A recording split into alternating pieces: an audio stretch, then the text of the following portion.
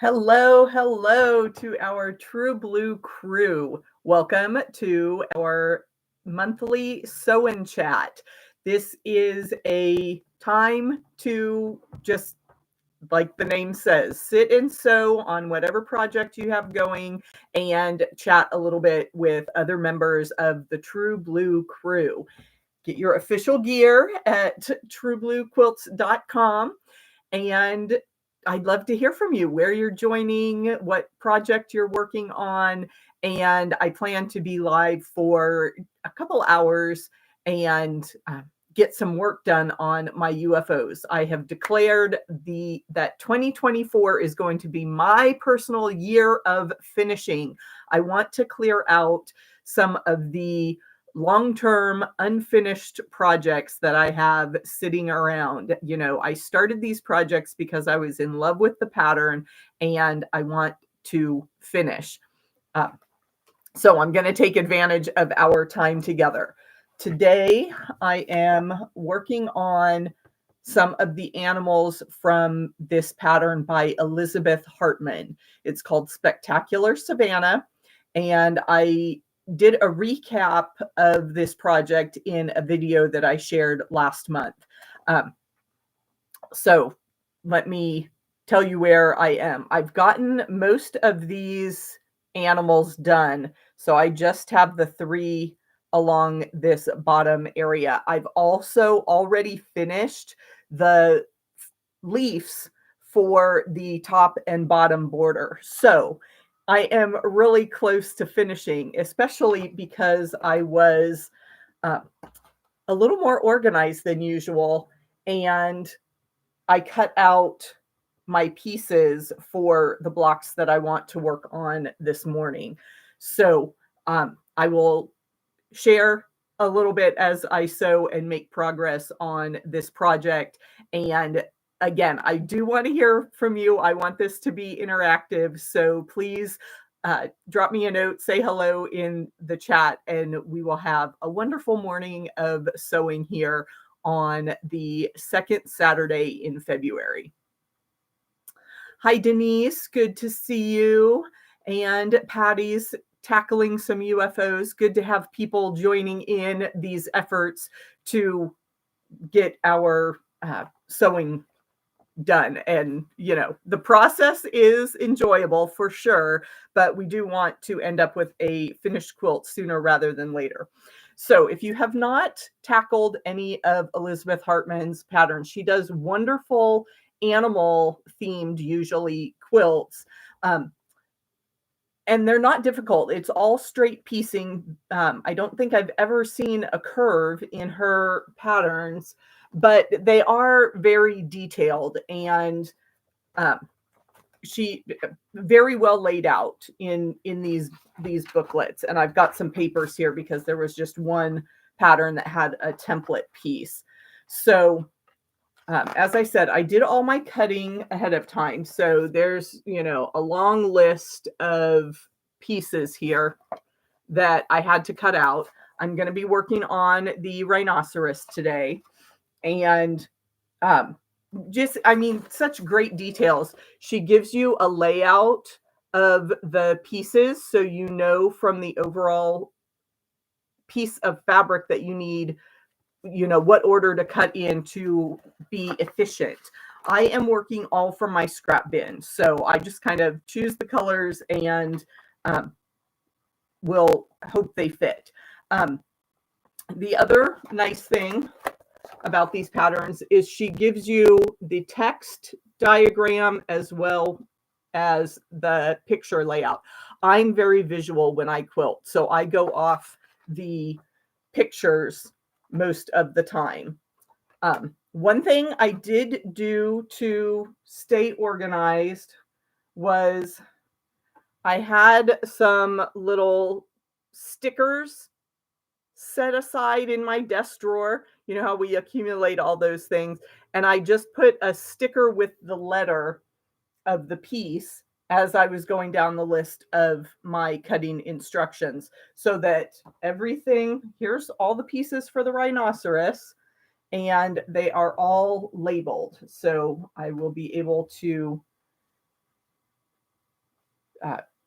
just go through the pieces and the diagrams, and hopefully here pretty soon we will have a rhinoceros block. Very good to see you, Jean. Good morning. Yeah, stickers help.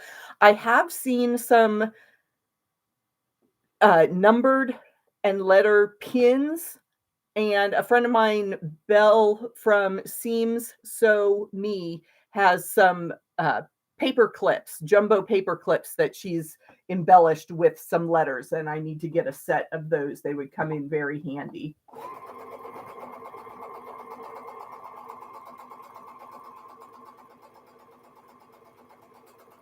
So I'm just going to stitch a little bit and tell you what I'm doing as I go. So that is what is in store for this session. Of course, if you have any questions along the way, I will stop and check the chat and try to keep you informed with what I'm doing. Yeah, Patty, that fabric layout for cutting your pieces is really, really helpful. I don't always follow it. Like I said, I'm sewing from stash, so sometimes my pieces, are long width of fabric strips rather than fat quarters or the smaller shapes that she recommends. But that's how that is laid out. Mom and Pop Quilt Shop, hello to you. And I apologize, I don't know everybody's name off of the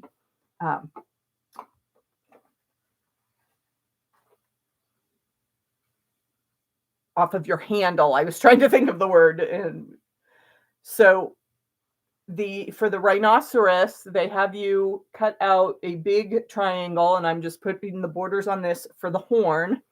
So I jump around in the instructions a little bit because I chain piece. I don't like to cut my thread in between units. So I kind of have to figure out where I'm going there. So this may not be the best project to do on a live stream because there is a lot of, reading the pattern, and that's not very interesting for you folks at home, but hang with me and we will get it done. I woke up to rain this morning, but we've got a nice sunny day out now, so.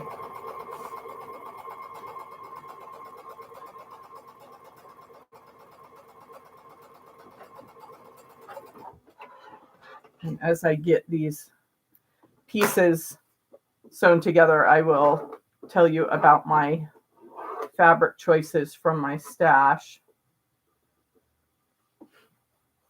Good morning, Lynn. Okay, so we needed these are going to be the ears. So I wanted a little bit darker. This is a hand-dyed gray that I had in my stash, and a batik that's not showing up on camera so well. It's a gray, almost like a snake skin print, but it is a batik and a hand-dyed. I don't worry about mixing in my batiks with other things. It's all works out in the end. Everything's 100% cotton, so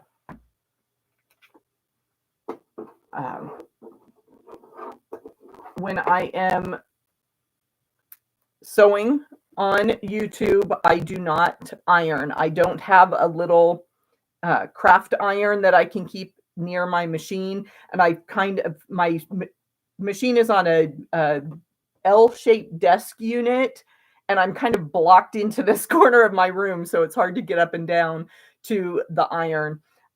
So that's why you'll see me finger pressing all these units. So I've got my pair of ears started. And then let's see, I have to find my next piece, and I'm noticing fabric has wandered off. I may get interrupted today, just to let you know. We have a new kitten in our house, and I try to keep him away from the sewing area. But if you've ever been around young animals, whether they are human or feline or the dog variety, sometimes that can be a losing battle. So if I start to hear the kitten whining at the door, I may have to abruptly end, but we will hope for the best here.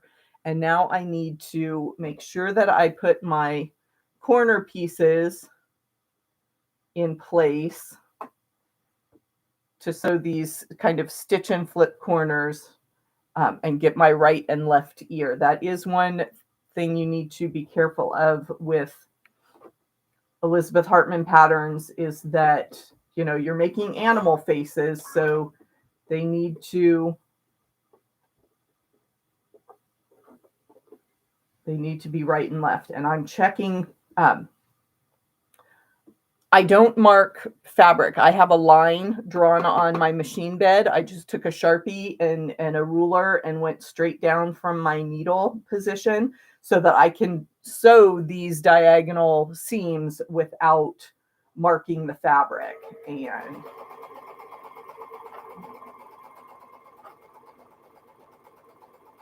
there's one. And we'll get the other one lined up here.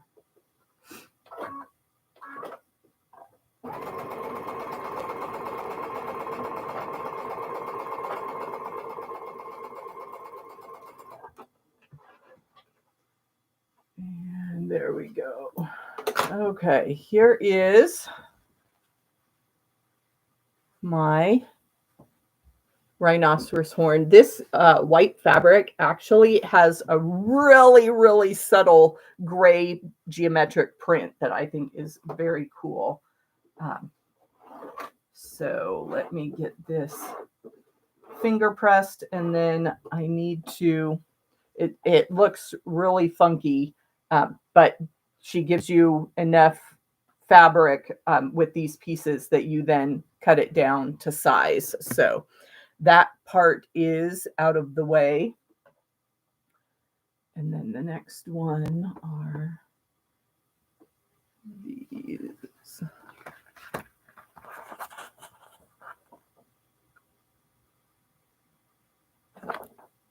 Since I cut 2 blocks, I had to make sure that I didn't use pieces in the wrong spot. And there's those guys.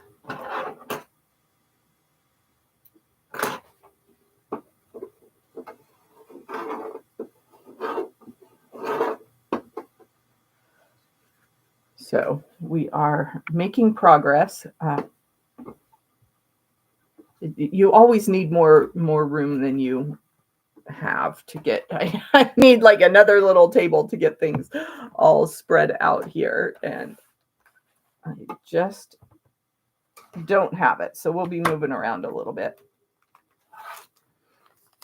The other thing that I find very, very useful is my add a quarter ruler. Yes, you can do your trimming with your standard rulers and things, but I find this just really helpful.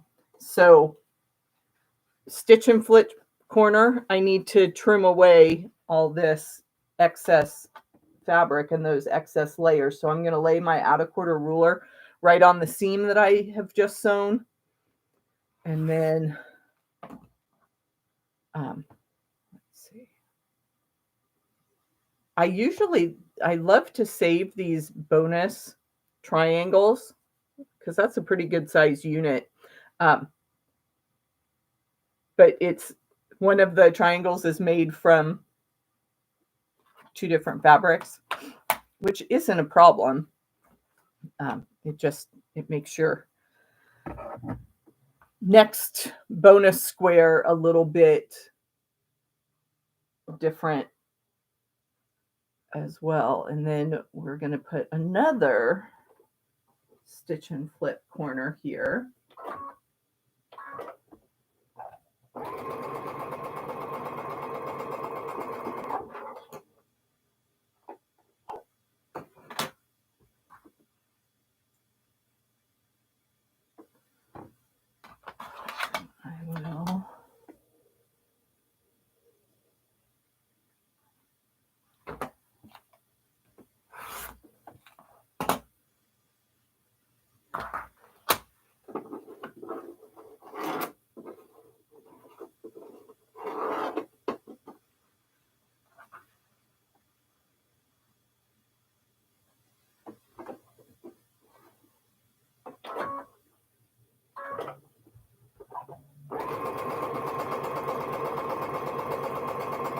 So I chose a lot of grays for my rhinoceros. I'm trying to keep things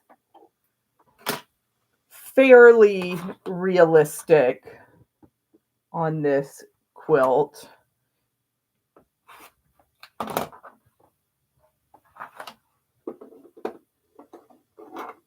Trimming as I go. I've got one little corner, and then we will go to the opposite corner for our next stitch and flip.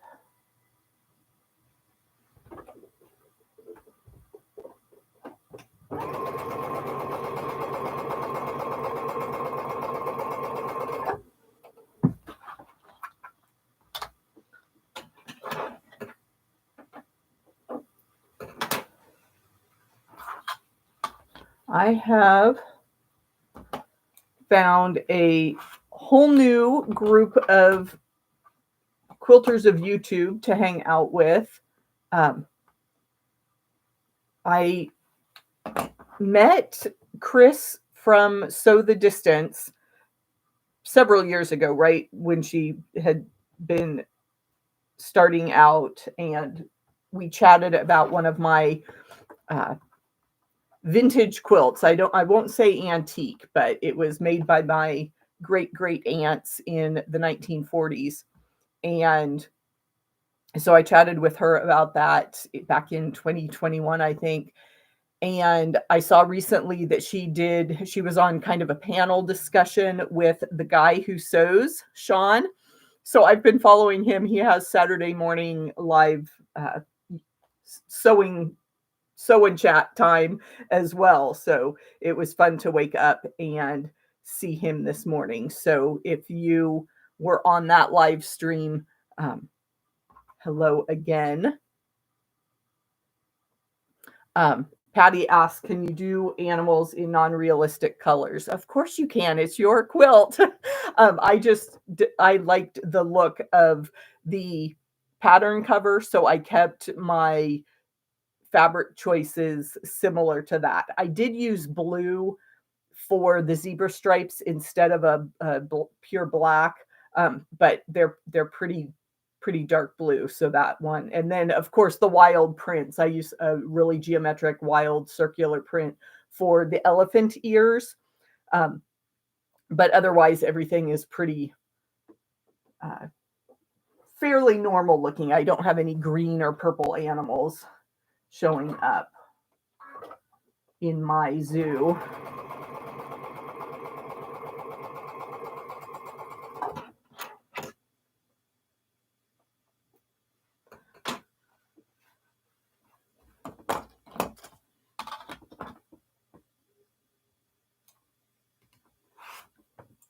And it is a little funny tidbit trivia. I went to college at the U.S. Air Force Academy in Colorado Springs, which is called the Zoo. So as I was typing "Welcome to the Zoo" for this live stream, it took me back to my college days when I always talked about, going to the zoo or living at the zoo.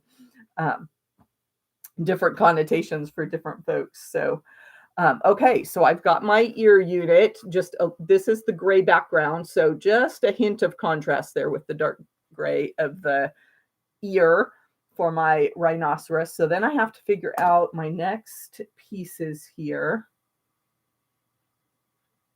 And the other kind of funny thing, since I make my own stickers, sometimes I can't read my own handwriting between, like, I was looking at my J. I'm thinking it's a J, and it looks like it could be a C, could be an L turned, depending on how I turn it. But I think I've got it figured out. I had to do a little funky, almost cursive I, lowercase I, because if you make a capital I, it really does look like an H if you get your fabric pieces turned different ways. So let's see, I am looking for piece C, and I don't see the C. Oh, because it was out of the other fabric, that's why. And it didn't get a sticker. Okay, and then I need these little guys.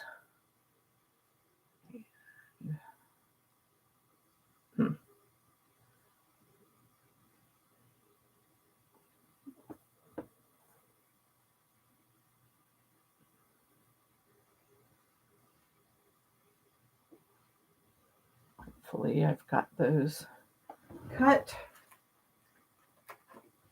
and turned the correct way.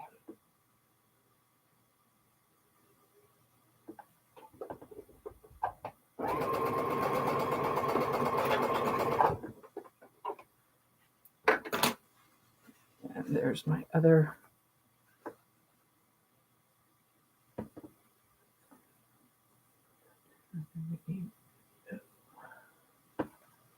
I'm going to be mumbling here quite a bit as I reach for these different pieces, so I apologize.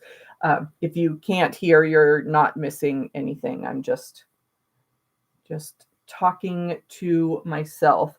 And when she does a kind of like a strip set and you have to sew pieces on both ends, it can get really confusing as you have to keep your pieces organized for that second pass on the strip. At one point, I'm trying to remember, I had a piece of paper and I did kind of, 2-inch rows down the piece of paper, and I lettered those so that my A pieces were on row A of the paper, so that if there were more than one piece for that letter, then they were still clearly labeled as I worked. So, you find your own process for making sense of these patterns sometimes when there's lots of pieces and lots of steps. But as I said, her diagrams are wonderful for those of us that are visual. And it does make sense when I've got this on one side, I can just grab the other matching square and put it on the other end.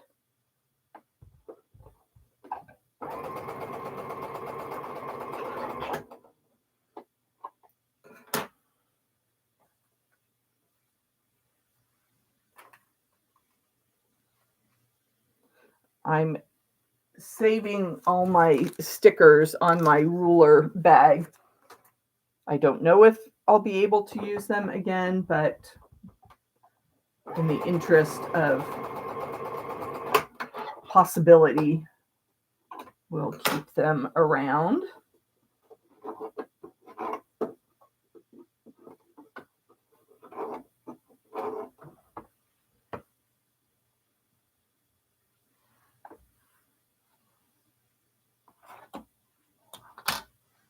Oh, Patty, you're brilliant. I was saying that I was getting the letters mixed up on some things, and she had the smart idea to underline the letter so that I know which is up. Like I was saying, my J might look like a C if I turn the fabric. So smart. I know these things. You get focused on the fabric and you forget some of those common sense things to do.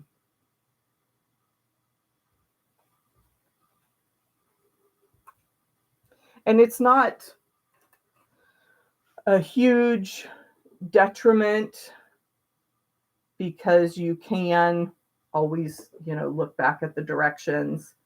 The pieces do match up eventually, so.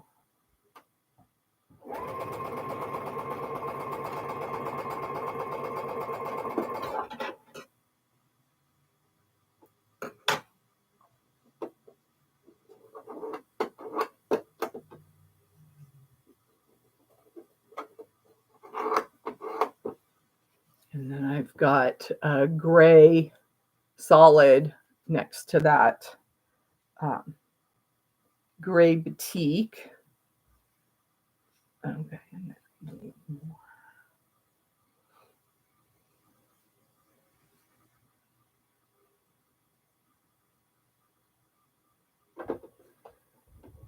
And as I was saying, there's a lot of pieces for these patterns, but luckily about the small, here, I'll hold it up against the bright blue of my shirt and you can see the smallest you're going to be working with is about 1 inch square.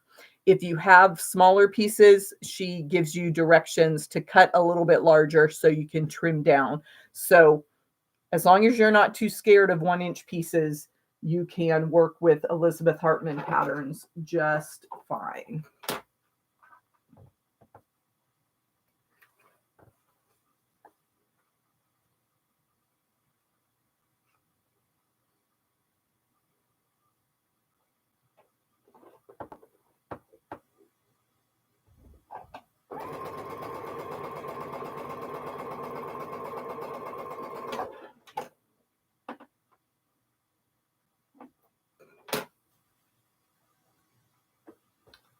And I really haven't been doing much quilting so far this year. I've had a lot of events, but they haven't involved sewing. I've been teaching some classes, talking to some guilds, that kind of thing,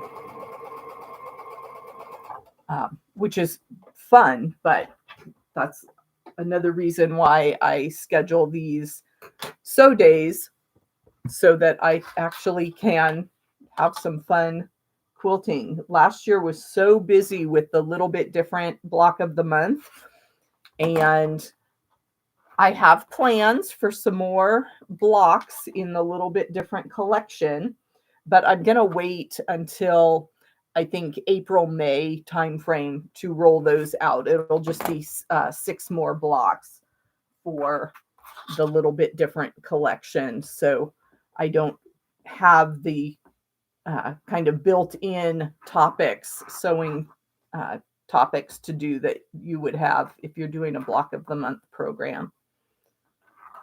Okay, so that's at the bottom there.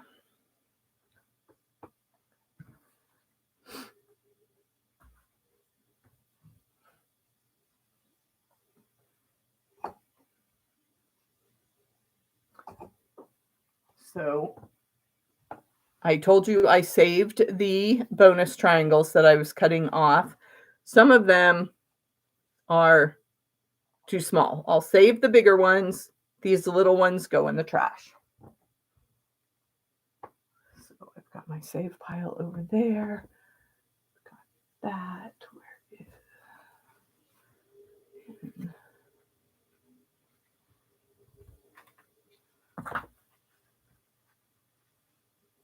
And it's always nice when you have a pieced unit that you're matching to a straight cut and they come out the same size.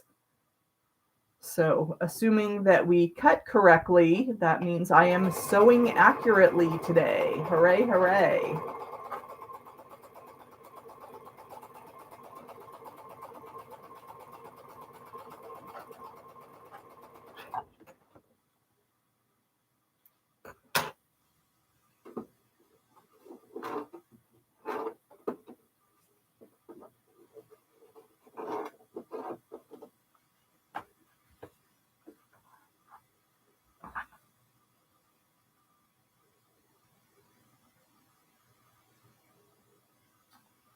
And just because that one's a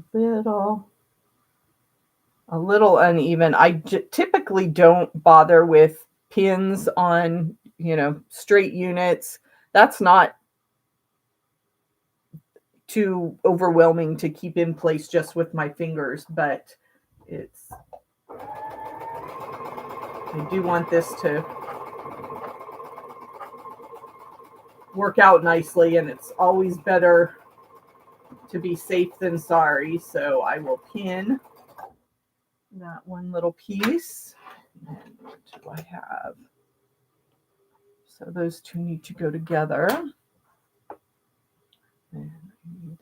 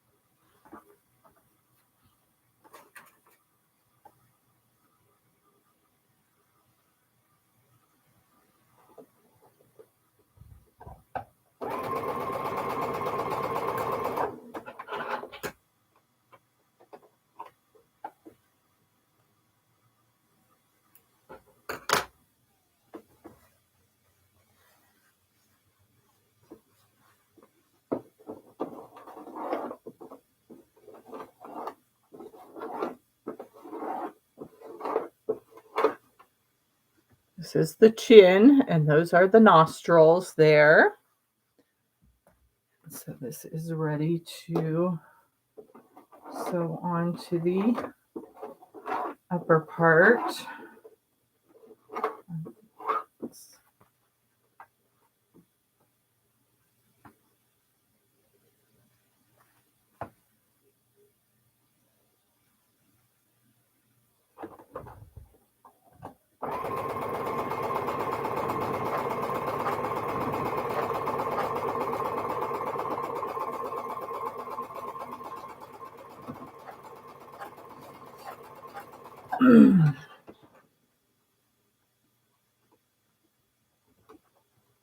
Oh, I forgot it right there. I was wondering why I only had one little guy on my chain, and I forgot I had already taken that out.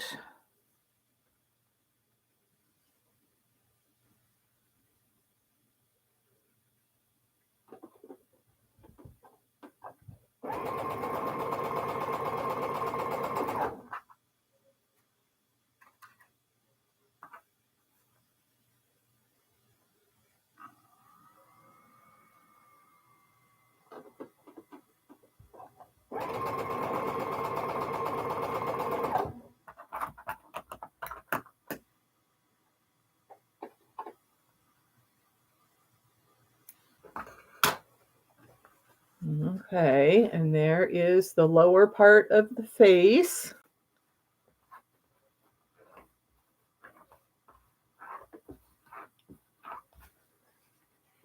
You can start to see some of that gray print. And then this would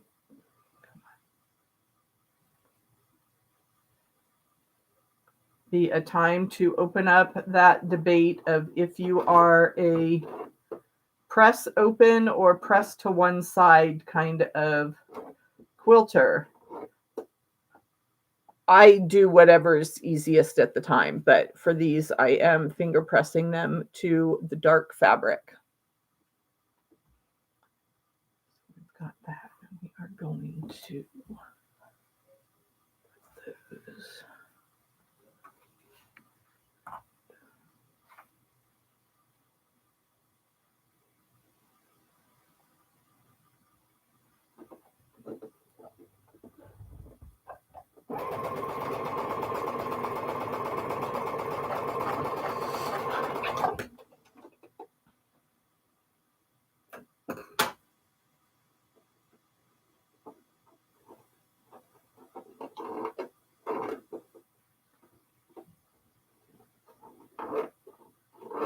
I'm watching some, I've got a nice big window on one wall of my sewing room. I am watching some big clouds roll in. These storms coming across from California are pretty crazy. We've had so much rain, which of course we won't complain about, but it does deserve comment because in the desert, any day of rain is a momentous occasion.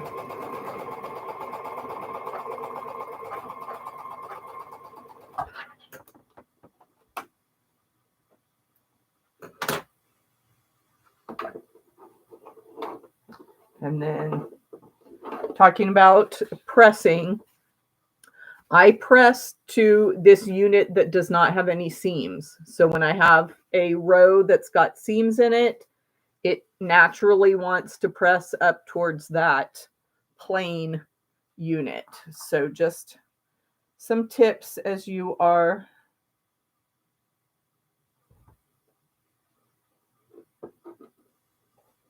quilting.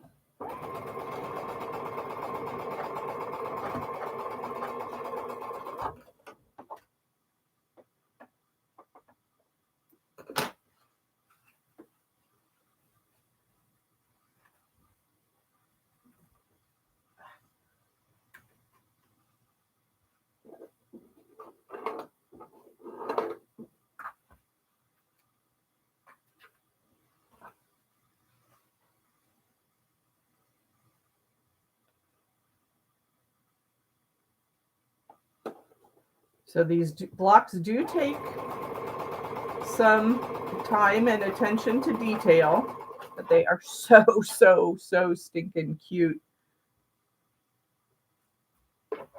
and fun. There was one that she came out with a few years ago called Cats in Space, and it's these little cat faces in astronaut uniforms. Oh my gosh, it's adorable.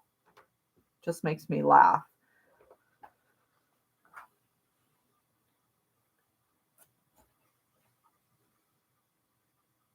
And I'm kind of bummed. I'm kind of bummed, and it's just one more reason why I need to get my sewing room cleaned out. I did the Delightful Desert pattern by Elizabeth Hartman, and this is, almost 10 years ago now. I can't find the quilt, and so I don't know if it's buried somewhere here, which is certainly possible, or if the shop that I loaned it to as a sample never gave it back. That would be sad. But that's the thing about quilts, is you can usually make another one. I mean, I know there are those priceless heirlooms that you may have from relatives that have passed, so that would be irreplaceable. But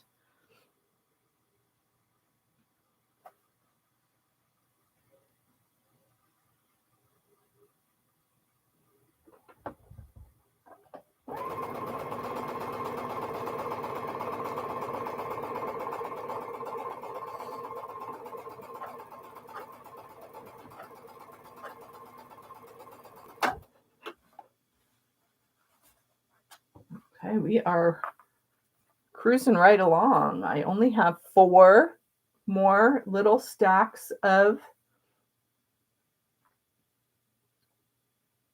fabric to work with. So let me get these. Let's go with that guy. This goes with this one. Get these little corners sewn on. And then I will be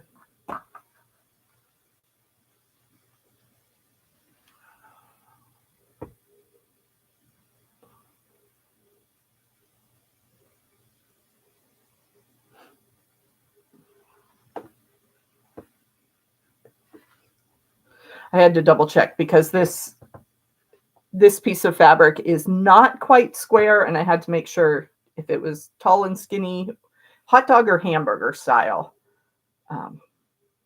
If I was putting these corners on the long side or the slightly shorter side.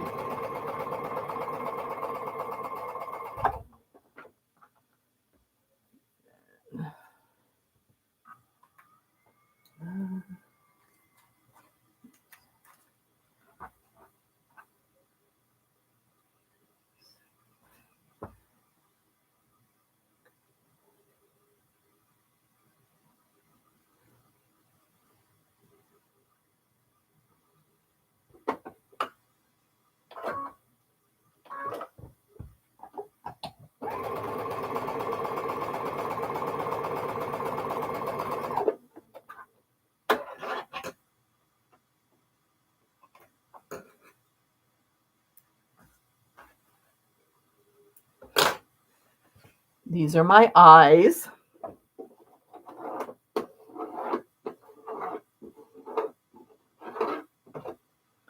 So I will give those a quick press and set them aside. I'm going to have to do a little bit of trimming in just a minute before everything comes together.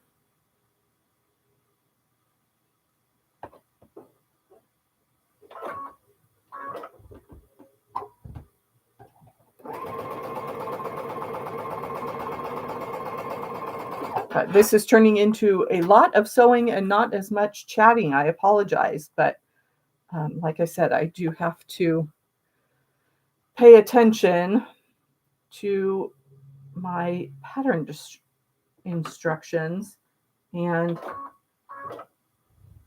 if I'm chattering too much,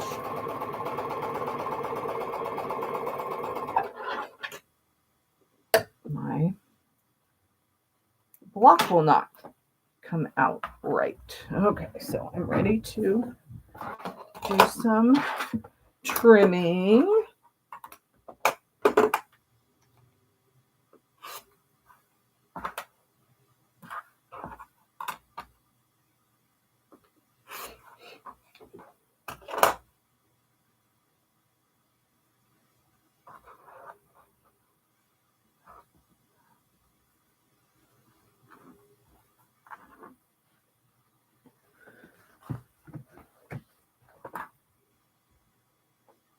Okay, so I've got my background to put on the side of the snout.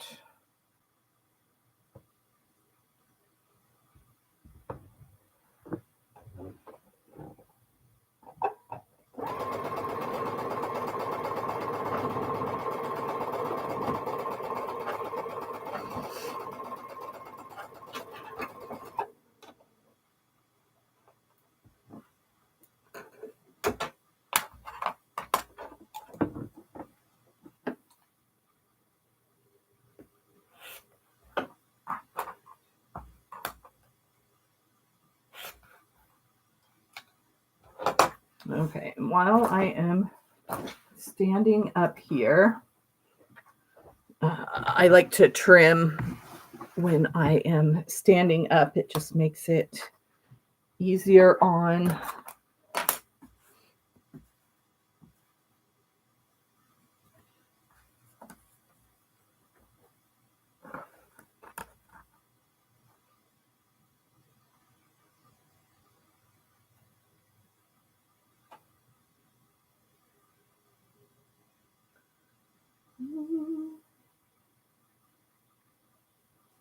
I'm trying to trim my block, and I lost just a tiny bit of the seam allowance there.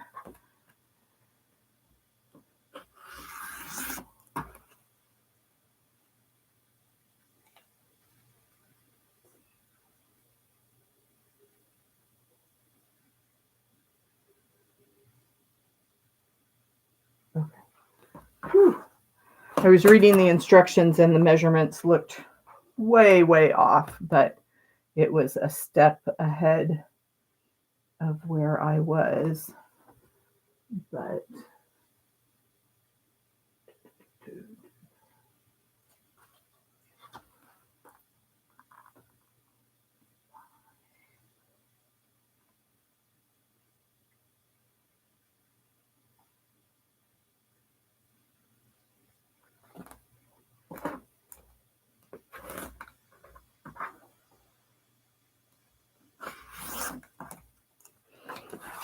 okay, so that you can barely see that little slant there on that corner that I lost the seam allowance just because I didn't position this triangle correctly. But that will work. That gets lost in the seam allowance. It will be just fine. So let me reposition my instruction book here so I can tell what I am doing. So you can see when you've got all your pieces cut out, this animal comes together in just about an hour. Obviously, if you're sewing by yourself and not chit-chatting like I am doing, then you might get done a little faster.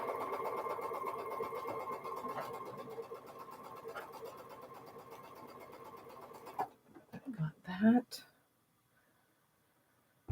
Okay, and so that's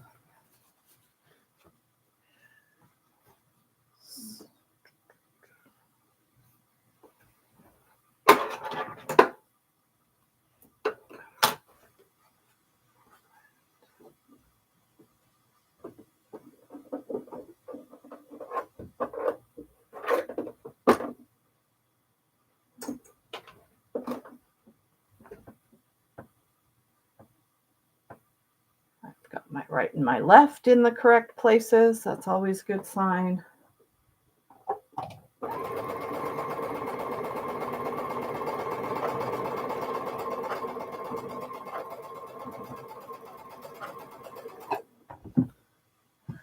And then our ears. Which way do the ears go? I want that background. Okay, so this one stands up like that.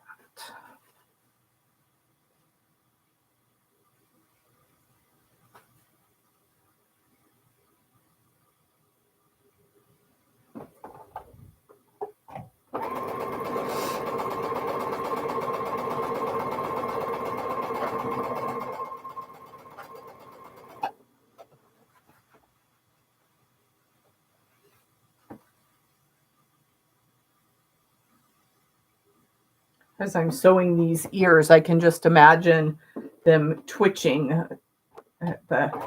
You always see the animals at the zoo. They're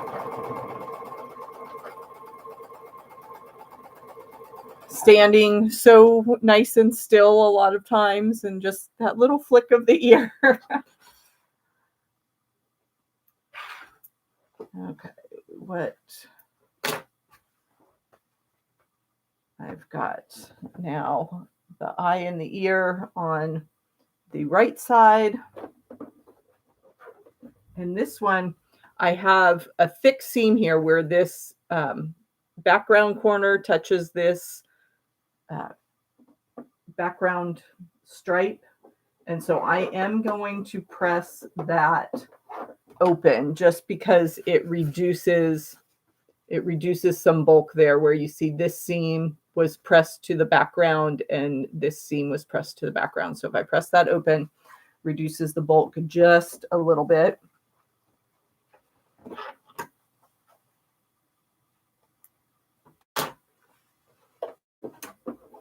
That guy goes to a plane. So here is the horn, nice and tall on that guy, and he does come out the right height to press to. I'm feeling that seam there, and that's going to be okay. Things don't line up exactly like they did on the other section. So there's the snout along the bottom. Okay, now this one, I want these triangles that were on the two separate pieces. I want those to line up. So I am going to be very careful and pin along that diagonal seam line to ensure that those pieces line up. And actually, I want to do it on this side because this fabric has more seams. So all the little decisions that you make as you're putting things together. Okay, so what my horn piece only has that one seam. This section has lots of seams across it. So I want the seams on the top so that I can make sure everything stays flat and the way that I pressed it. So I want more seams to the top is my philosophy.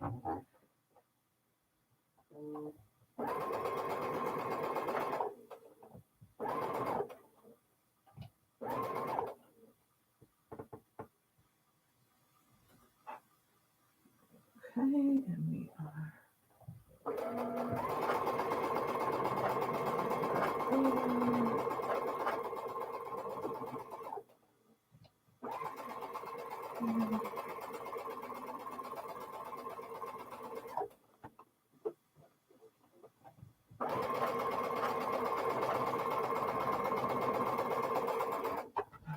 okay.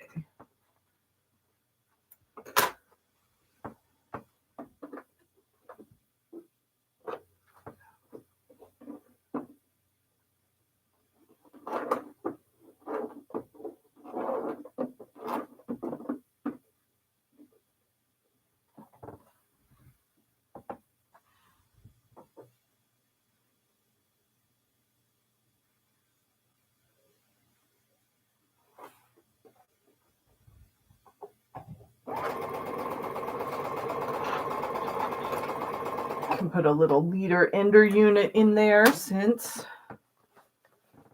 Okay, so there's half of his face. Excuse me.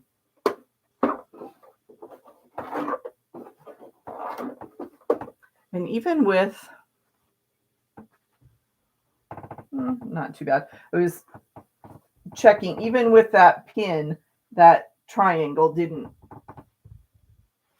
line up exactly perfect. But this project has been sitting for long enough that I am going to accept some imperfections. Done is better than perfect in this case.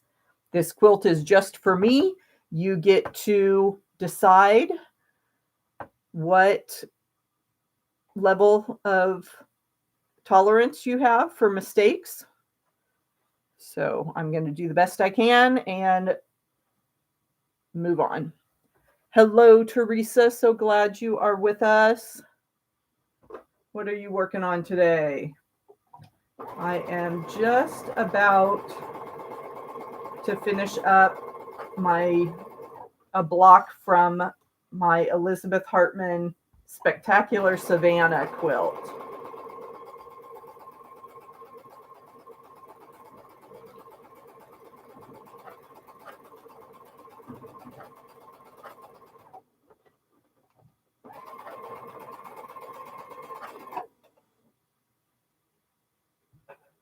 And I need another leader ender unit in place.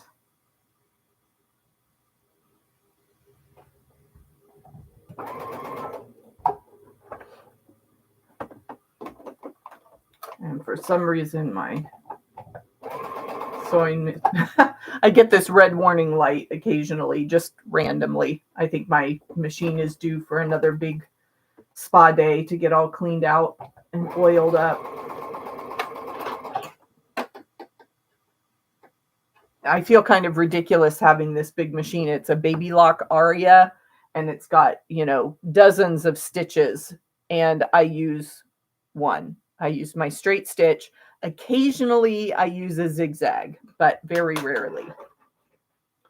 And just for fun, I wanted to try out some of the decorative stitches, the lettering. I made myself a little name tag for my guild meetings, and I put some words and some decorative stitches on a project a couple years ago. But yeah, I do not use this machine to its full capabilities by any means.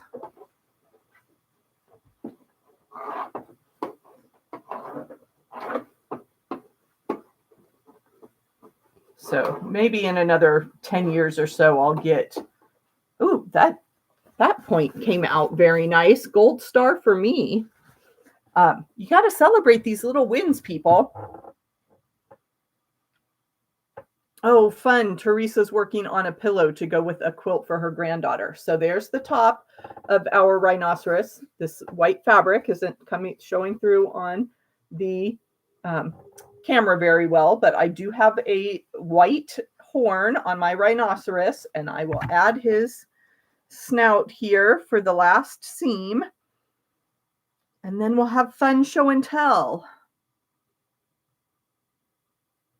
Okay, I do have some seams to line up, and the universe is smiling on me because they are going to nest just randomly. I did not plan that. I didn't think ahead. I just pressed to what seemed like the right choice in the moment.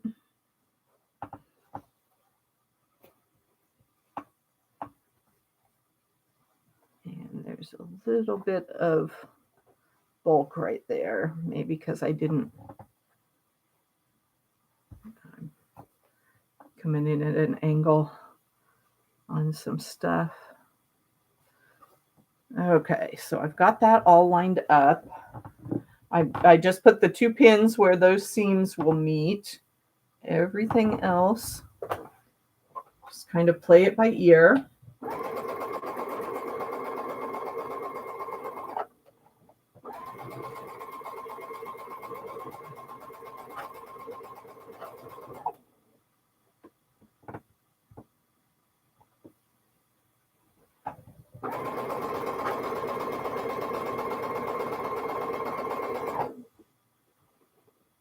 sure that that seam stays flat and nested.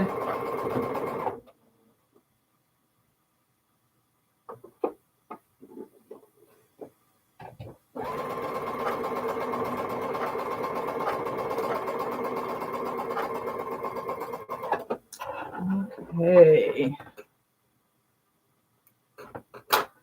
Let me finger press my bonus triangles that I'm using for leader ender squares. And I must not have, what did I do? Oh, I didn't. I'm looking at my bonus triangles and I didn't alternate. Usually I do them opposite, so those would have those dark areas would have fallen to opposite sides of the final square. But as these are just scrap bonus triangles with no plan, we will let them, again, I have a high tolerance for imperfection when I quilt, so it just is what it is. Okay, as I try not to throw my scissors. Here is my rhinoceros, and like I said, that white, maybe if I angle it, you can see that there is a different fabric in there for his horn. So he is ready to join the crew. And as I said at the beginning, yeah, Jean, picture blocks are fun, aren't they? Thanks, Teresa. I've got all my fabric pieces cut out and labeled, and I am working on the wildebeest next. I'm saving, is she calling that a gazelle? What is that? Yes, the gazelle is going to be the last block. So now I've got the wildebeest. Oh my goodness. And again, preview of her patterns. She gives you text instructions, but I refer to the pictures because I've got all my pieces cut according to the instructions and labeled with stickers. So I feel pretty well organized. And that lets us just sit and sew pretty easily. Let me just get things spread out and orient myself to what we are doing.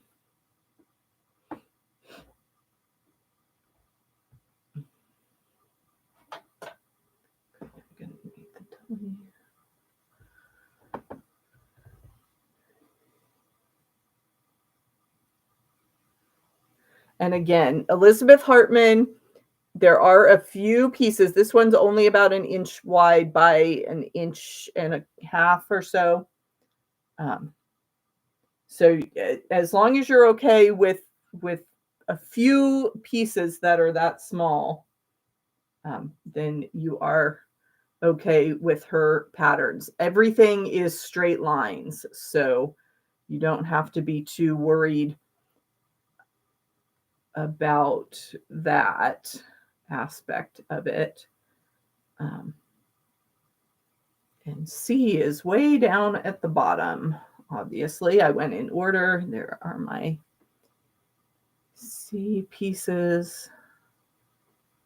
And this I got a little funkier. I'm trying to, I've got a little swirl, and then I've got this brown batik, my gray background.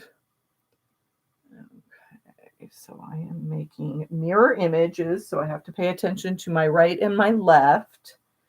So let me get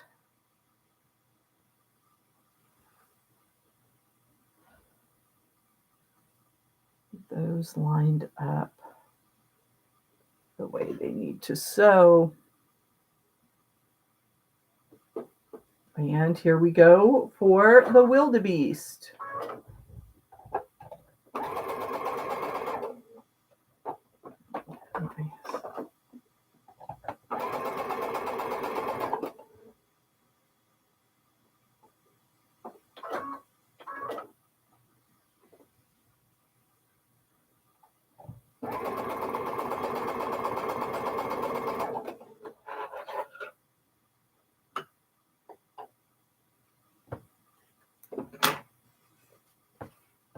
Okay, so there was my funky leader ender block. Like I said, I used a triangle that had two different fabrics in it, and I didn't line them up. I didn't pay attention as I was feeding them through, so that is a very weird bonus block. And then your stitch and flip corners, trim off the excess.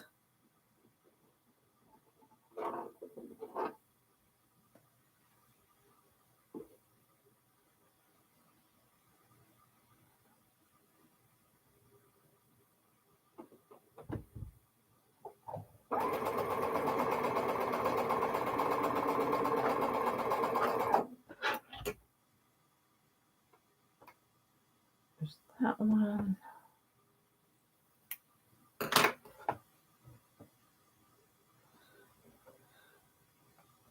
So are there any sports fans in the house? We've got a big event tomorrow. I wouldn't call myself a football fan. I watch football. It's something to do. I've been following the season, and yeah, the playoff games are always so fun. I'm not into the whole Taylor Swift, Travis Kelce drama. Good for them if they're happy. I like Patrick Mahomes. I don't really care for his wife, so I will be happy if the Chiefs win. I got turned off of San Francisco years ago with all the protest stuff going on. And San Francisco is one of the Phoenix team's rivals, so it's easy to have that hometown alliance.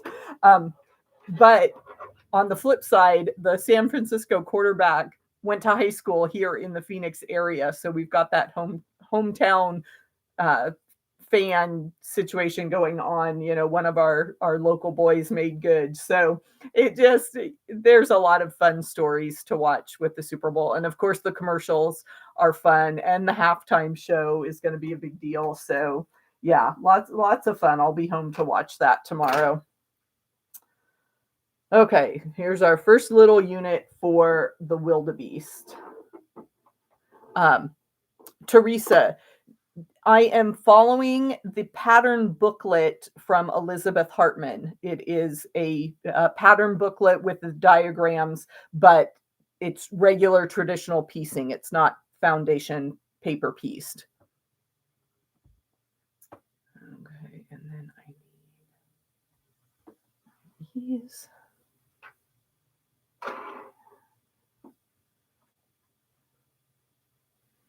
Another right and left situation here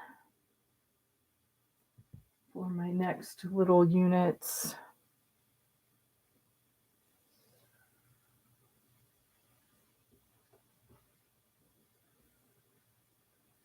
And since I have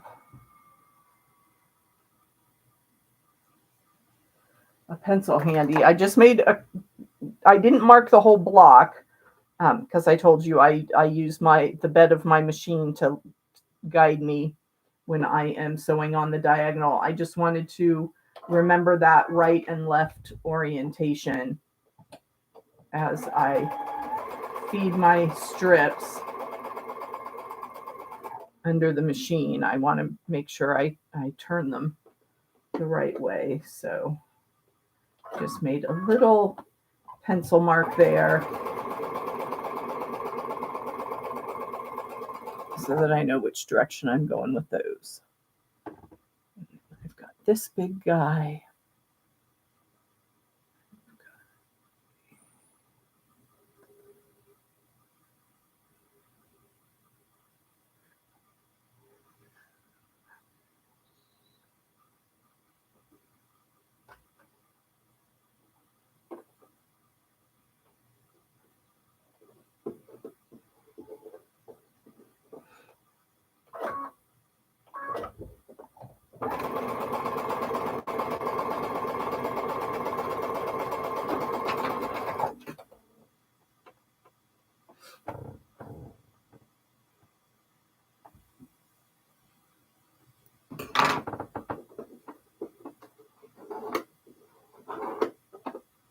I'm really loving that color combination.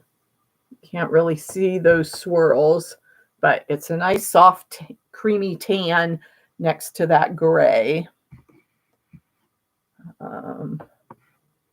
Oh dear. I've got, see, I was chatting too much and not following my pattern. And we'll see a square. I think so. Well, I'll have to, squares and rectangles. You know, sometimes she gives you pieces that are only off by a 1/4 inch to make the rectangle, like 1 inch by 1 1/4 inches as a rectangle. I made these 2 units the same, and they need to be right and left. So here comes Jack, and I will rip out this one because he was a little less straight. And my stitch length is tiny. Let me fix that.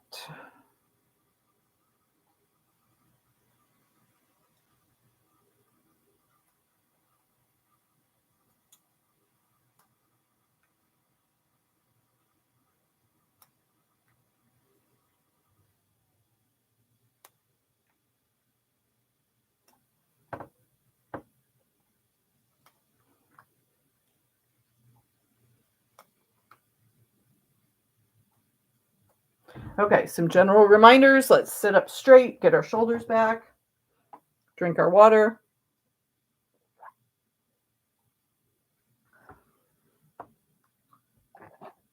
Okay, and then I needed to double check my cutting size to see. Yes, these were squares, so all I have to do on this is turn it 90 degrees and it will be in the correct place, and then I can sew that guy on like that. So glad it was an easy fix. Okay, and then what am I doing? These guys, I am trimming off the bonus triangle, and again, this is less than 2 inches, so I'm gonna toss that.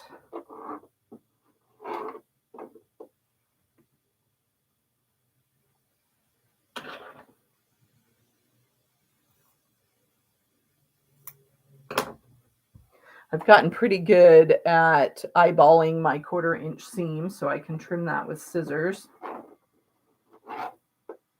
And there we have our right and our left units on that guy. And this one,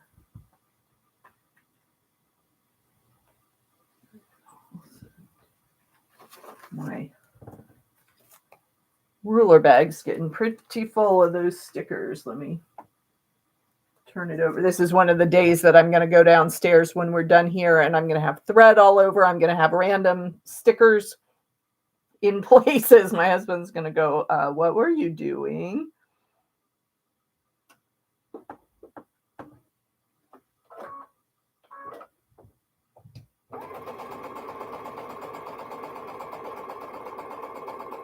So when I said I was looking at my machine bed to sew those diagonals, it's kind of the same idea as the 1/4 inch diagonal seam tape that you can use as a sticker down the bed of your machine. I just took a Sharpie and made my own lines, so I can keep things going that way.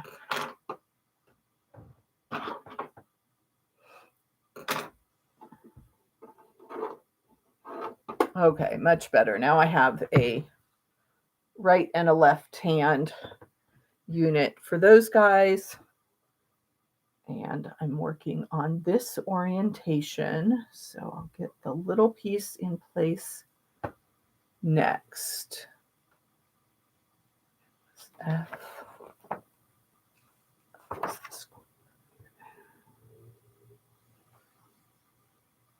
I'm just double checking to see if my pieces are squares or rectangles so I can make sure that they are oriented correctly when I sew the seam.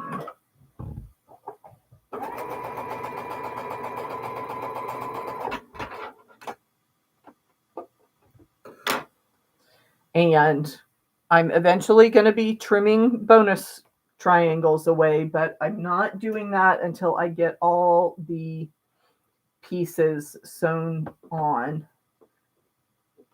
And then I'll trim everything at the end. Oops. Get that guy lined up.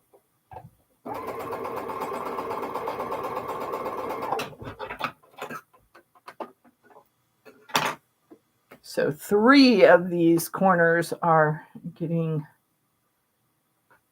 stitch and flip triangles of different sizes.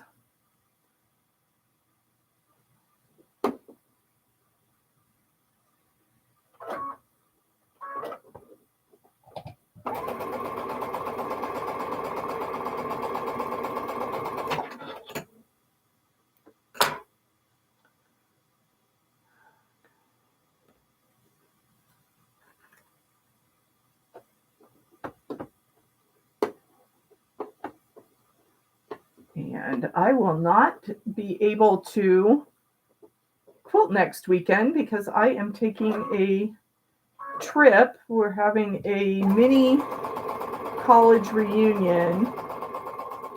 And so my mind is buzzing with all of these classmates that I haven't seen in 30 years in some cases.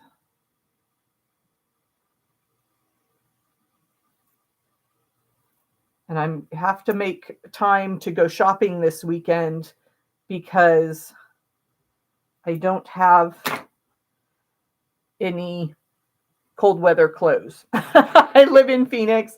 The most we need to do is throw on a light jacket sometimes. So I need to go. I don't even have a heavy sweatshirt. And we're going up to Colorado next weekend, and it's forecast to be like a high of 40 next weekend in Colorado Springs. So I need to be prepared. Okay, so I've got that unit done. Okay, now I am on my long piece. And this one is, we're making 2 different units. So again, kind of a right and left orientation with my use.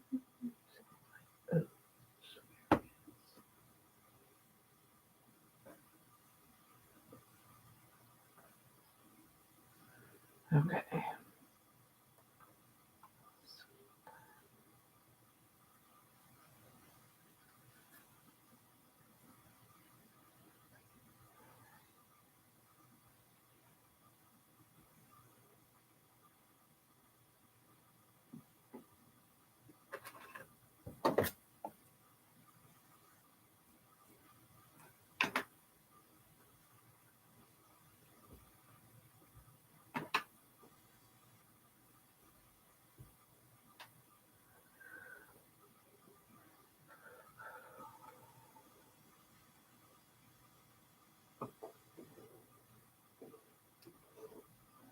Okay, and I was taught another little quilting tip. So I need to add this triangle on this, or this square on this longer piece, and I'm sewing on the diagonal. So I'm sewing from this corner to this edge. And sometimes when you're sewing triangles or corner edges and you put that corner tip under your needle first, the machine eats it. It sucks down into the bed of the machine and gets all bunched up and knotted, and it's a mess. So what you do is you turn your piece so that you are starting on the long edge of your fabric and ending off the corner. So I just need to feed this long piece in my machine and start along that edge. For whatever reason, it feeds through the machine better. So any little things you can do in that process to get good results, we're going to take advantage of that.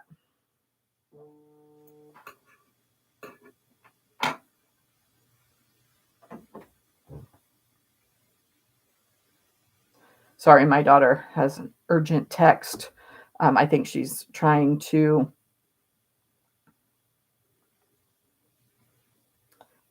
schedule some shifts at work, and she needs to know when spring break is.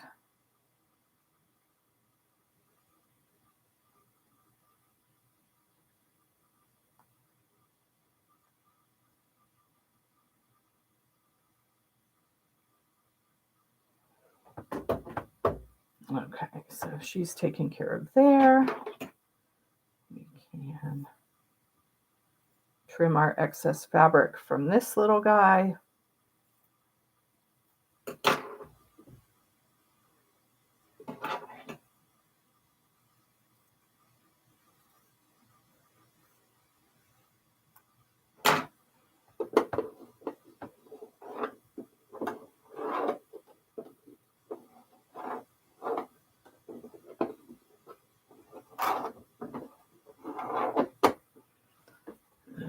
Okay, and then we have that guy going that way. Awesome. And then I have 2 more bonus triangle units that I can play with.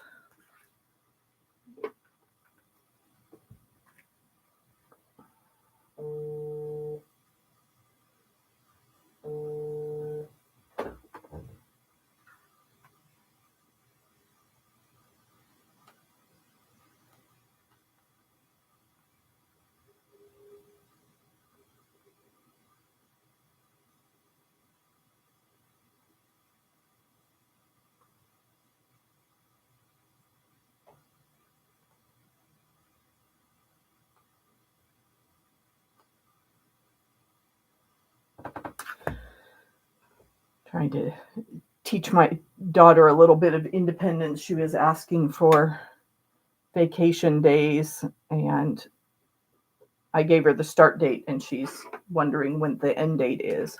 Well, look at a calendar.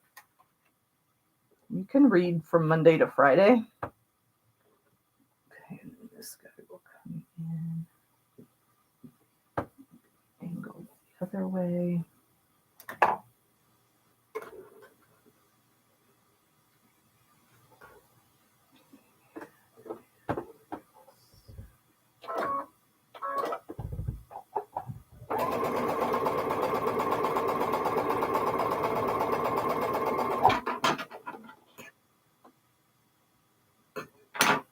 Another tip that I have heard when you have stitch and flip corners is to go ahead and press that fabric and make sure it covers the base of the base fabric.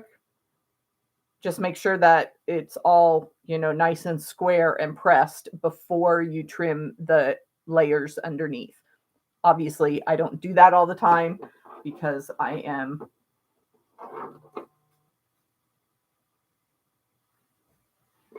just trying to speed up the process a little bit. And as I said, I have lots of leeway for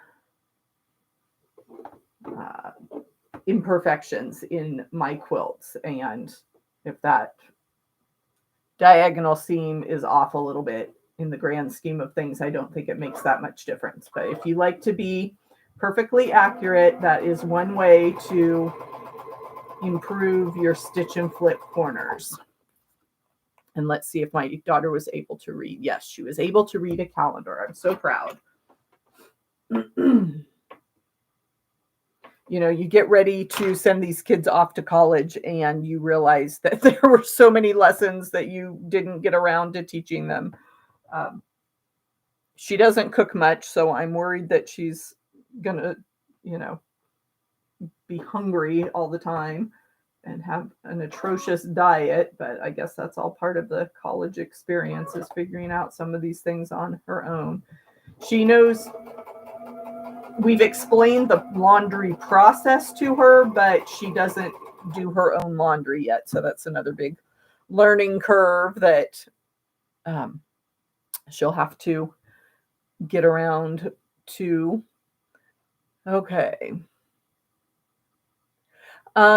Patty asks, is stitch and flip the same thing as a snowball? Yes, you use stitch and flip corners to make snowball blocks. So yes, that is the same process. Okay. I'm putting some units together. So I'm matching my picture diagrams and sewing these units, making lots of mirror images,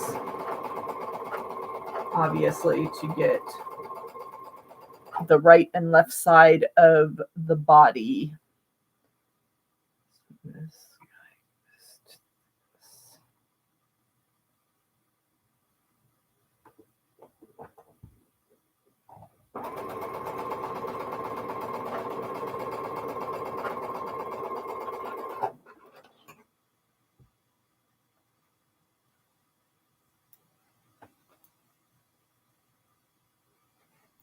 Okay, those are a little bit long, 2.5 inches.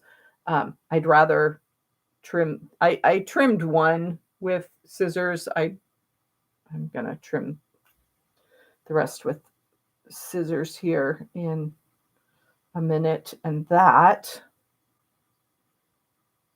is right. I was thinking that looks really odd to have that light fabric coming around there, but it's correct. Oh, because the wildebeest horn curves up and around. And I think with those triangles, I want to press that seam open. It would be too much bulk coming in if I do it the other way. Okay, and then, so then I want this one on this corner.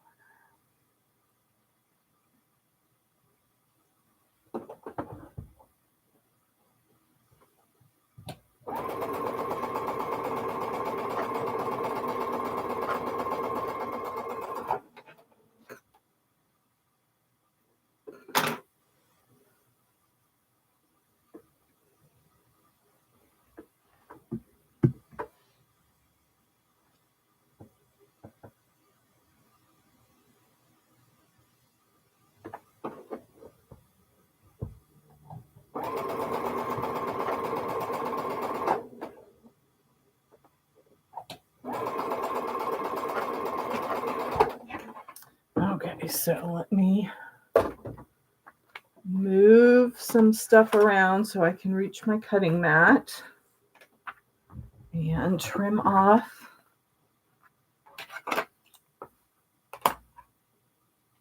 these bonus triangles there.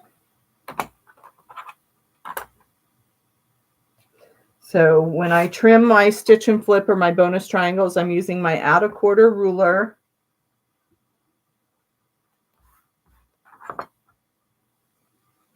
To get that seam allowance. And then I will just finger press those. We've got round.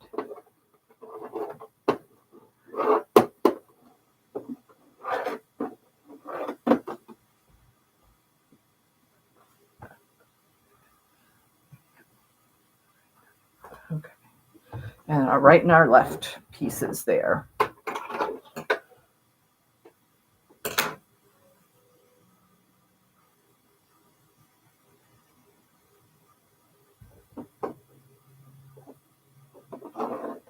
Feeling my seams to see which way they want to lay. And again, I have a triangle here and a seam coming here. So with all that bulk, I press those seams open. And it looks a little bit funky until we get that lined up with our other unit. And we're nicely lined up there. Again, I give myself gold stars for my 1/4 inch seam accuracy today. Like to make things fun. And we will sew this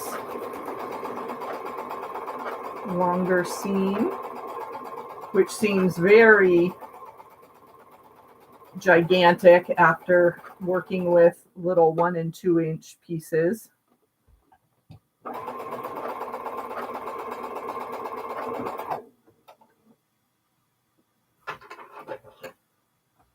And we still have this.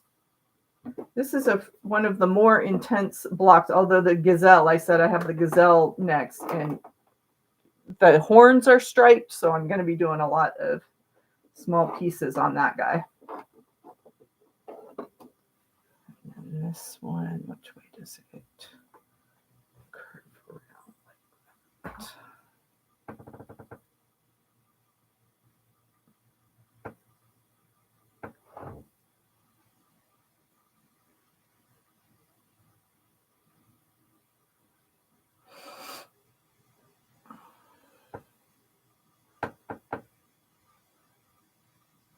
This one I'm going to have to ease a little bit. It didn't get quite the accuracy of my last piece.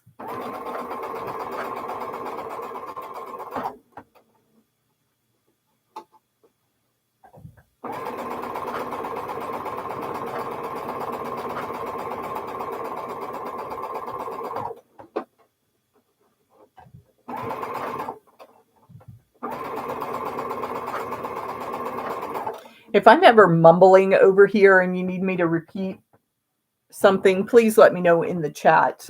I just get busy over here sewing and talking to myself that I forget to let you know what stage of the process I'm in. Okay, so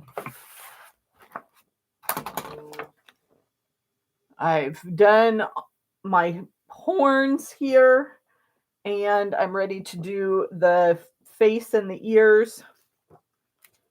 So let me get that done. Okay, on my end, that's where the eyes come in.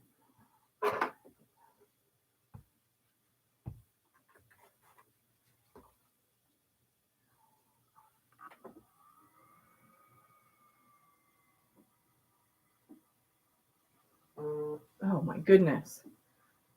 My notifications, I've got them turned off on my phone, but it buzzes, and since I've got it sitting right here on my sewing machine, it vibrates.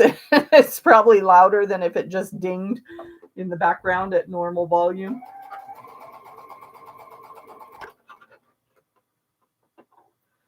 Okay, so here are the horns of my wildebeest. Got a right side and a left side done. So I will set those aside, and there's the other one. I wonder if, I mean, I'm sure it's computerized, but I'm wondering about Elizabeth Hartman's design process when she sees these animals. Does she lay it down over graph paper and then work out all the shapes and sizes of the pieces, or how is she doing that? Okay, and I'm going to have to go back to my instructions to see if I'm doing which way my piece lays down.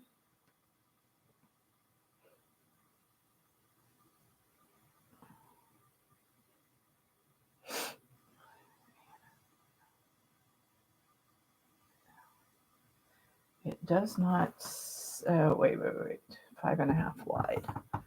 So I want to make sure that, yes, that is sideways.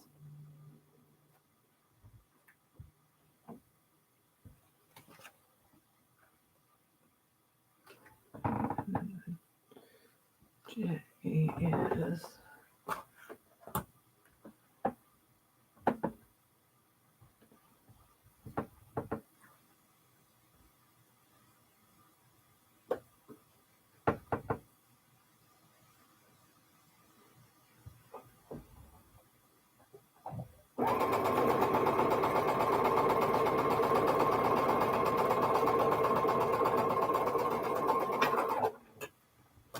This would be a fun quilt to do with little kids and have them tell you what colors the animals should be. Like I said, I am doing fairly realistic.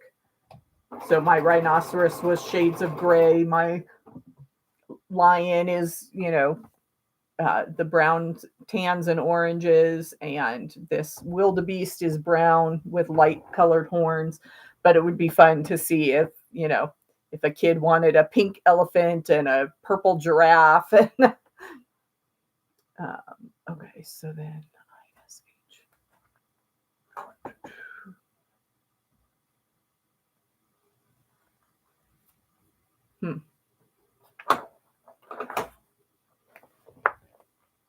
oh,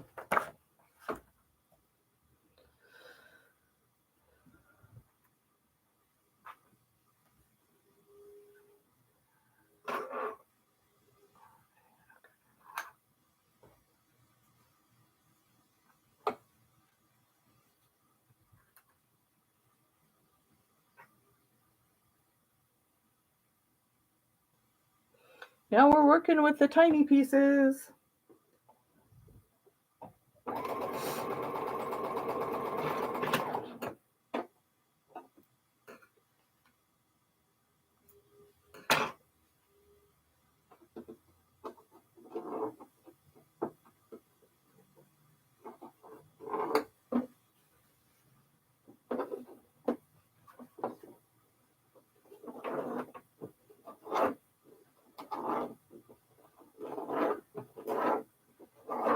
Anyone else a batik fan?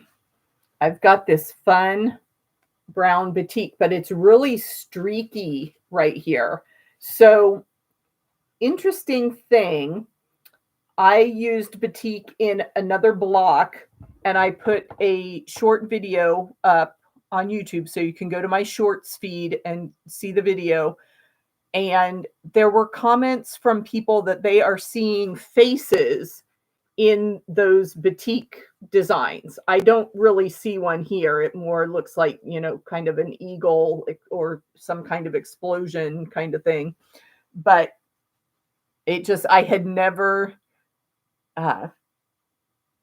looked at batik fabric and saw shapes. I mean, you do that with clouds, sometimes clouds can look like different animals and things, but quite the controversy in the comments. So go to my short speed and take a look at that Ohio Star block and see what you think of my boutique fabric choice there.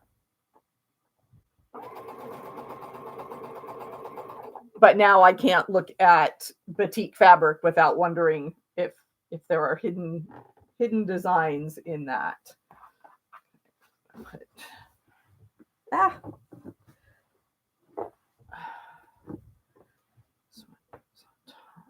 Here.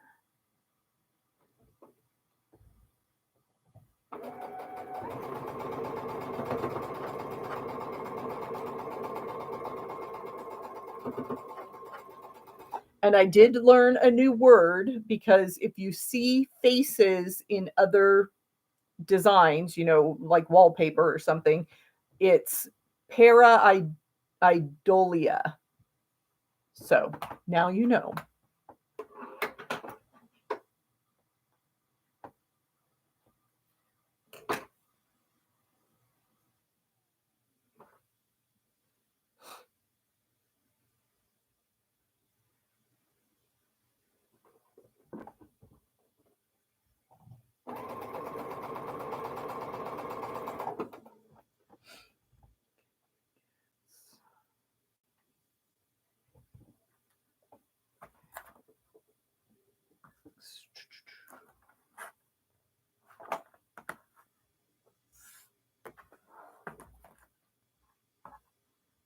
sewing and sewing, and I still have a big pile of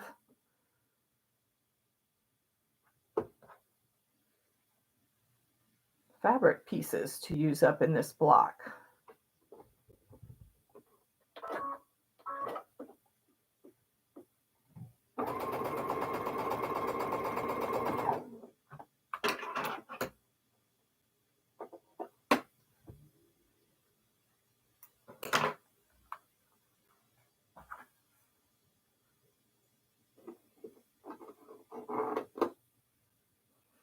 This one, it was a 1-inch piece, so the seam allowances back the whole entire piece on that stripe. Like I said, these patterns are fun, but they can be a little fiddly when you're working with all these small pieces. So just take it slow. If you get frustrated, take a break, come back another day.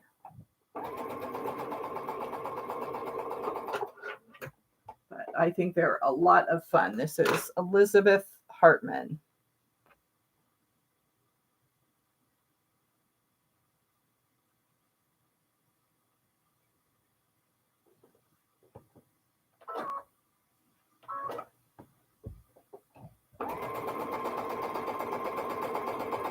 I'm also thinking about doing a storm at sea quilt that is kind of like a seascape. So let me know if you would be interested in following along with that quilt along.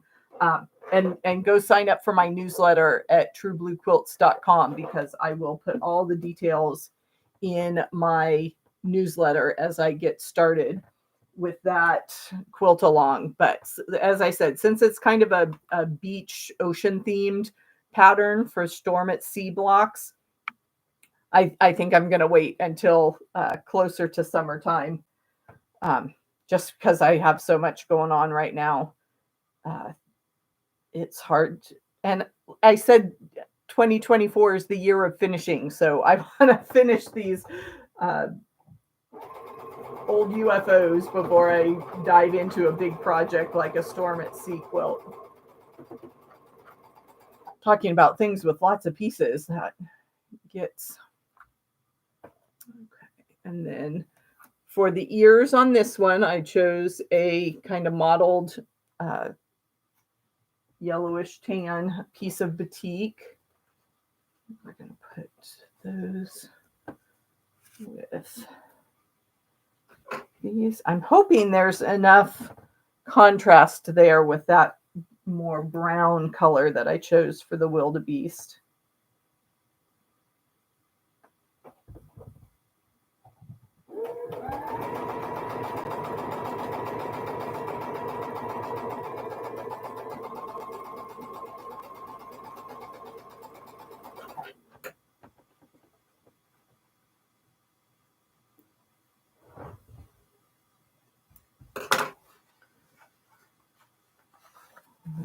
Okay, so yeah, this is going to go this way. This is his lower jaw. These are the eyes.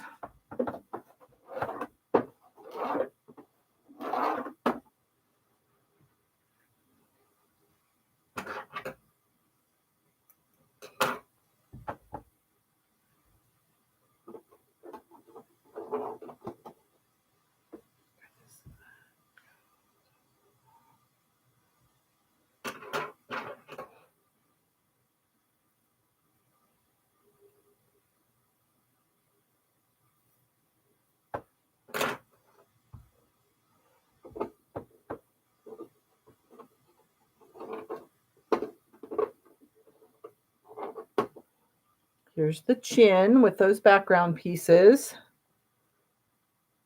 at the bottom.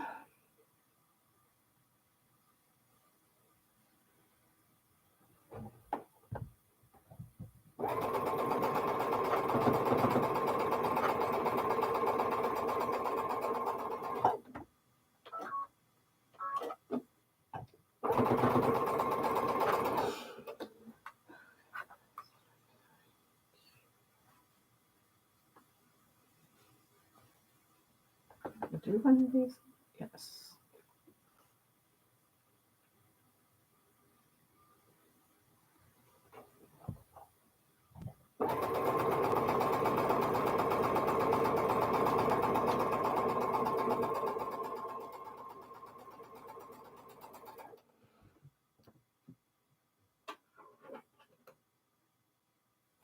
Patty's a fan of batiks also. Yes, I love, I don't choose solid fabrics very often. I love the dimension, like you said, that you can get from a batik, tone on tone fabrics.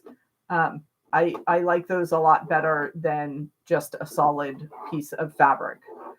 Of course, I've seen gorgeous quilts done with solids. They really let the graphic nature of the blocks stand out, but I like working with subtle prints.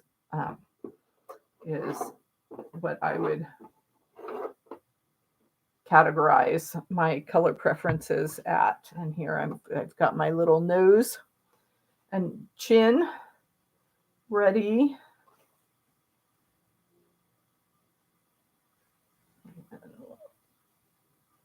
Sew it on that guy.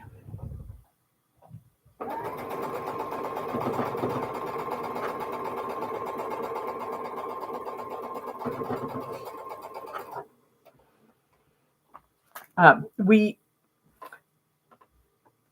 in the past, when I have sewn other more traditional quilt blocks during these sew and chats, I was typically getting 3 blocks done in the 2-hour session that I set aside for sew and chat. And so I made a t-shirt that says 3 blocks won't make a quilt, but it does make a table runner.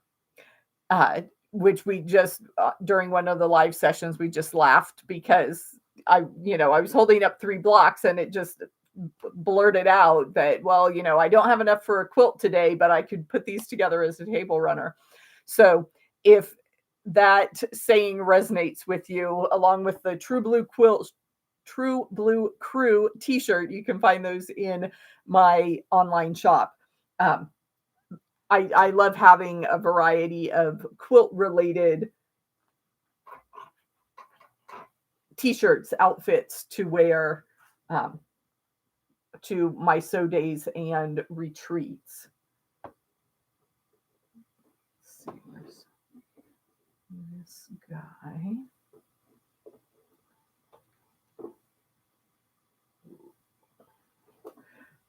I'm thinking I do need to mark because this square is pretty big, but instead of taking a pencil and having to do all that, I'm just going to fold it in half and finger press. And then I've got my diagonal line that I can sew on. Make sure it's positioned correctly for these ears. And we are ready to go. And then I can just double check with the markings on my machine that I stay in a straight line to sew that together. So I've got my wildebeest face. I've got my horns that I showed you earlier.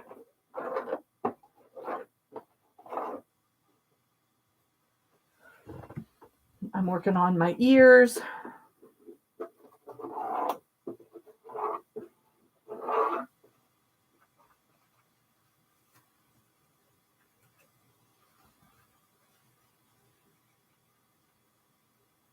And then we need some extra background fabric on this square, on this block, just to fill in the space under the horns since they stick out to the side. Okay, and then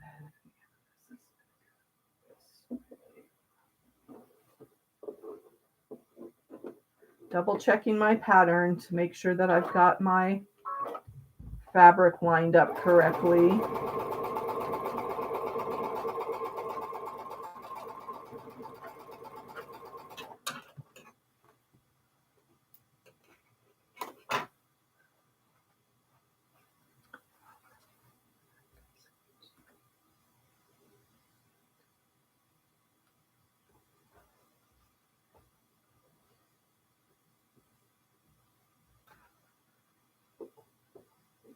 This is another technique that Elizabeth Hartman uses to get the illusion of curves is she keeps layering these flip and sew corners. So I'm going to put another corner of background on this block to, you know, show the curve of the ear.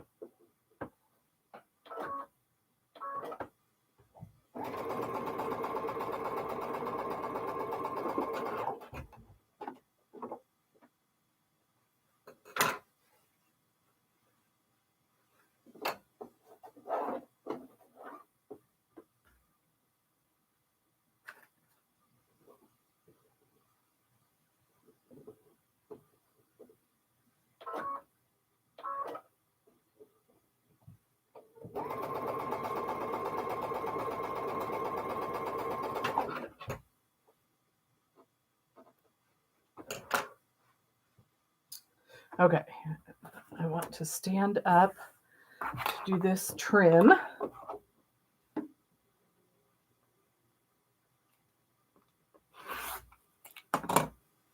And those are a nice big triangle, so I will definitely save those.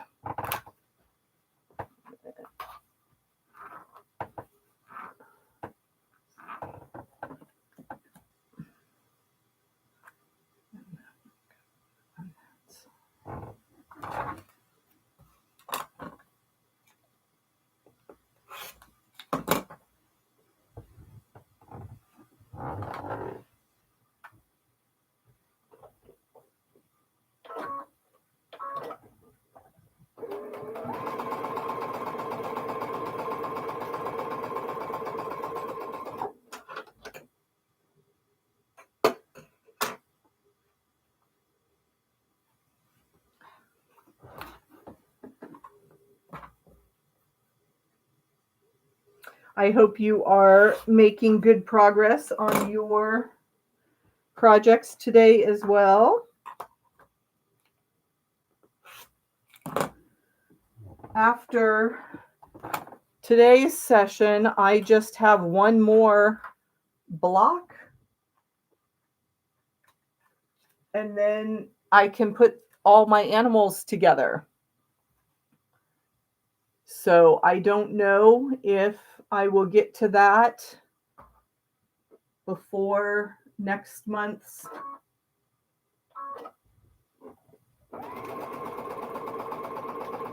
sit and sew. This will be a monthly event on the second Saturday of each month. So you can mark your calendar, plan to come back and sew with us.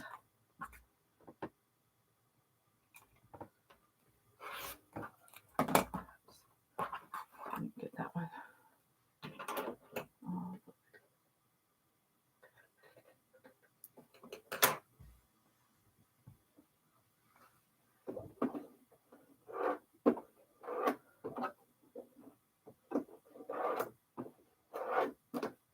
Okay, here is the ear.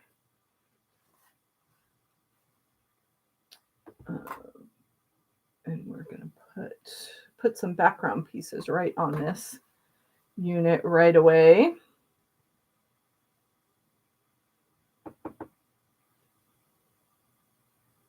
Oh, I'm sitting here. I'm looking at my fabric pieces that I haven't sewn yet, and I had one extra body fabric, and I'm thinking we've gotten to the point where we're sewing everything together. Where does that stray piece go? It goes right. It's like his forehead.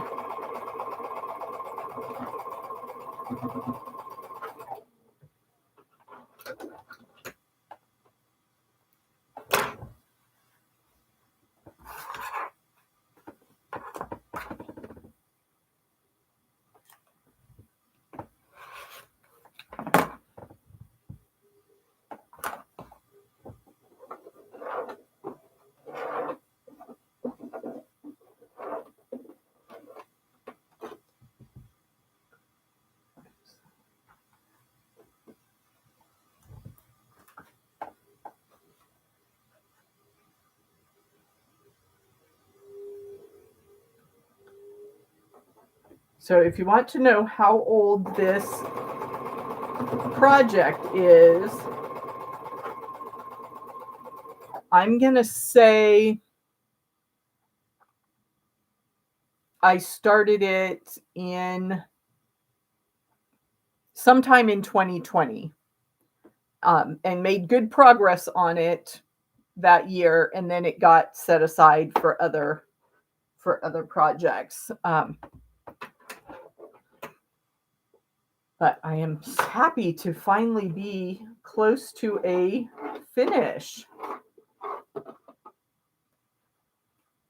So that should match that. And the secret to being able to just pick up and sew with some of these projects is keeping all the fabrics together with the pattern. So as I said, I'm sewing these blocks from my stash, but I did have the yardage for the background that I wanted to be consistent over the whole quilt. So I kept that in a bag with the blocks and the pattern that I had already completed. So this year, when I made my resolution to finish some of these older projects, I was able to pull that bag out. I have the background fabric ready. I've got my pattern all in place, and it was easy to start sewing again. And I talk about my different project bags and boxes in one of my organization videos. Okay, so then I have this little guy. My last two stickers, so the last two bits that have to go together before we assemble the whole block.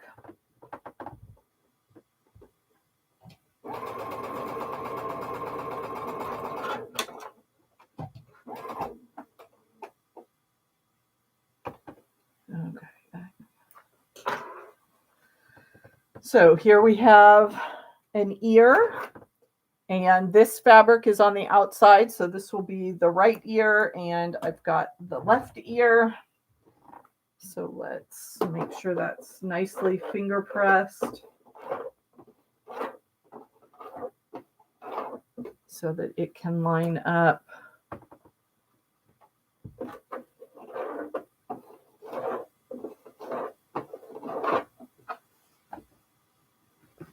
With the face, just like that.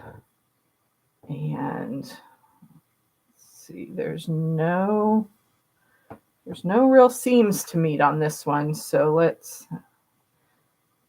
kind of evenly split with the number of seams. So we'll just have to go slow and make sure everything lays correctly as I go under the presser foot.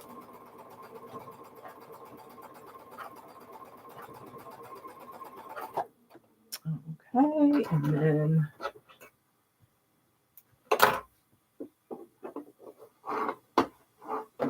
this little tuft of his forehead here in between the horns. Oh, I'm so excited to see the wildebeest come to life.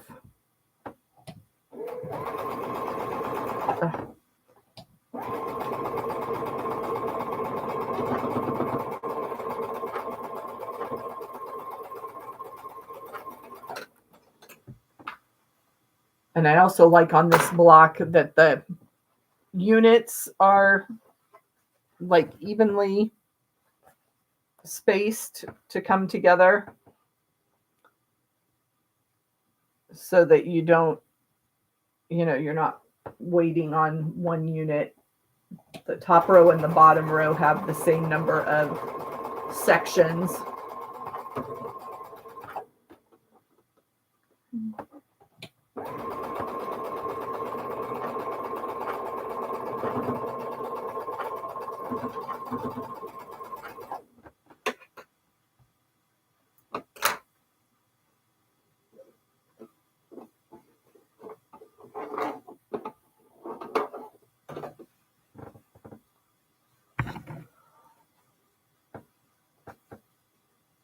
Such a fun pattern to put together. I hope you are having just as much enjoyment from your projects today. I so appreciate you spending time with me today. And I can just put a couple leader enders here through before we sew our final seam on the wildebeest.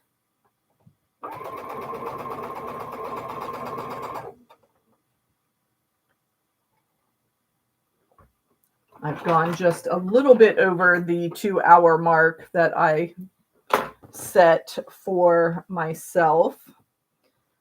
Let's see this. I think I want my seams open on this guy. A lot of pieces coming together. Some people don't like pressing seams open because they say it'll be a weaker quilt if you try to stitch in the ditch.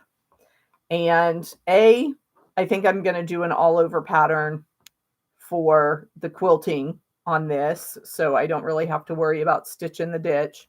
But I have done projects where I press the seams open. There's his face.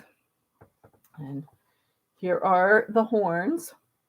And I have pressed my seams open and stitched it in the ditch on other projects, and they've held together just fine. So I don't think that's a huge concern, but everybody gets to make their own decisions on pressing, so I won't make you live by my rules.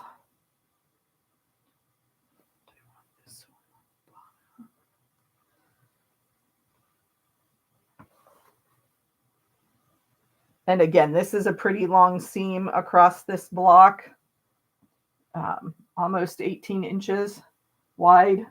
So I am going to put some pins in.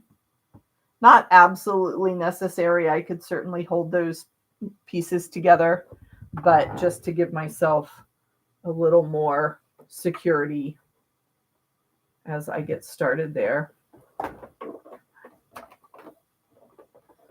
I need my red light to go away.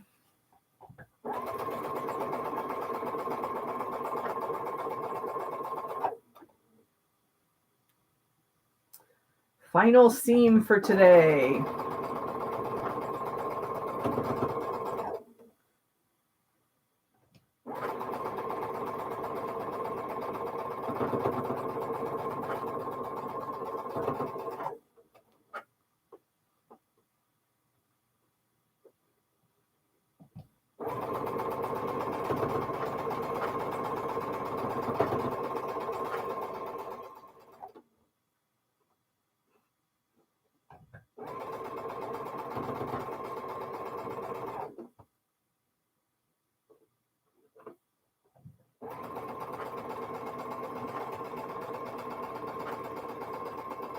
Okay, let me pull my leader ender triangles together.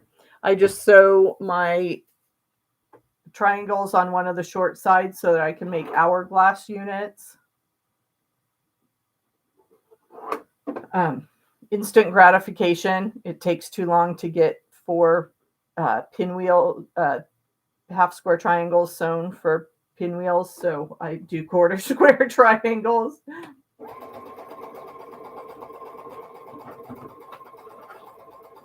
A few less seams on that. Okay. Ta-da! Here is the wildebeest. Awesome. Okay, that is a wrap for our February Sew and Chat.